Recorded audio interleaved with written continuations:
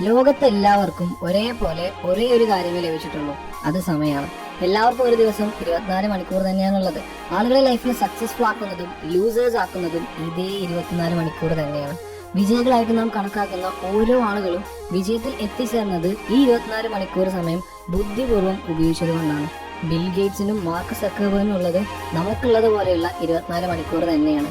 ഇത്രയും കാലം നിങ്ങൾ ജീവിച്ചിട്ട് അത് 10 കൊല്ലമോ 20 കൊല്ലമോ 30 കൊല്ലമോ ആവട്ടെ, എന്താണ് നിങ്ങൾ അച്ചീവ് ചെയ്തത്? നിങ്ങളുടെ ലക്ഷ്യത്തിലേക്ക് ഇനിയും എത്ര ദൂരമാണ് ബാക്കിയുള്ളത്?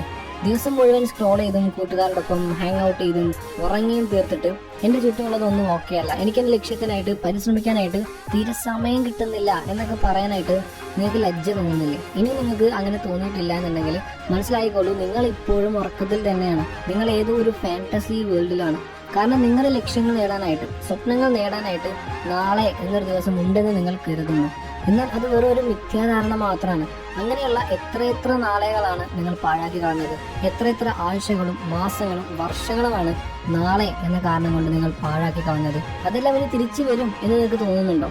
എങ്ങനെയെങ്കിലും അവയെല്ലാം തിരിച്ചു ലഭിക്കും എന്ന് നിങ്ങൾ കരുതുന്നുണ്ടോ? ബുദ്ധൻ പറഞ്ഞതുപോലെ, the trouble is you think you have time. ഈ ലോകത്തെ ഏറ്റവും മൂല്യമുള്ള വസ്തു പണമോ സ്വപ്നമോ വജ്രമോ ഒന്നുമല്ല, അത് സമയമാണ്. നമ്മളെ ഏറ്റവും വിലപ്പെട്ട സ്വത്ത് നമ്മുടെ സമയം തന്നെയാണ്. എപ്പോഴും നമ്മളുടെ സ്വപ്നങ്ങളും ലക്ഷ്യങ്ങളും നേടാനുള്ള കറൻസി ആയിട്ടാണ് സമയത്തെ നാം കാണേണ്ടത്. എന്നാലും എപ്പോഴും നാം ഓർക്കേണ്ട ഒരു കാര്യം, സാധാരണ കറൻസി ചെലവഴിക്കുന്നത് പോലെ സമയത്തെ ചെലവഴിച്ചു കഴിഞ്ഞാൽ അതൊരിക്കലും തിരികെ വരില്ല എന്നാണ്. Lost time is never found again. Benjamin Franklin. നിങ്ങളൊരു സെക്കൻഡോ മിനിറ്റോ മണിക്കൂറോ ചെലവഴിച്ചു കഴിഞ്ഞാൽ അത് എന്നേക്കുമായിട്ട് പോയി, ഇനി ഒരിക്കലും അത് തിരികെ ലഭിക്കില്ല. So stop wasting time. സമയം പാഴാക്കുന്നതിന് എതിരെ നിങ്ങൾ എന്തെങ്കിലും ചെയ്തേ മതിയാകും. ഇപ്പൊ തന്നെ ഒരു കാര്യം തീരുമാനിക്കുക, ഇനി എന്നെ എന്റെ ലക്ഷ്യത്തിലേക്ക് അടുപ്പിക്കുന്ന കാര്യങ്ങൾ മാത്രമേ ഞാൻ ചെയ്യുകയുള്ളൂ എന്ന്. ഇപ്പൊ തന്നെ വ്യക്തമായിട്ടുള്ള ഗോൾസ് നിങ്ങൾക്കായിട്ട് തയ്യാറാക്കുക. ഓരോ ദിവസവും ഓരോ മണിക്കൂറും ഓരോ മിനിറ്റും ഓരോ സെക്കൻഡും ആ ഗോൾസിനായിട്ട് വർക്ക് ചെയ്യുക.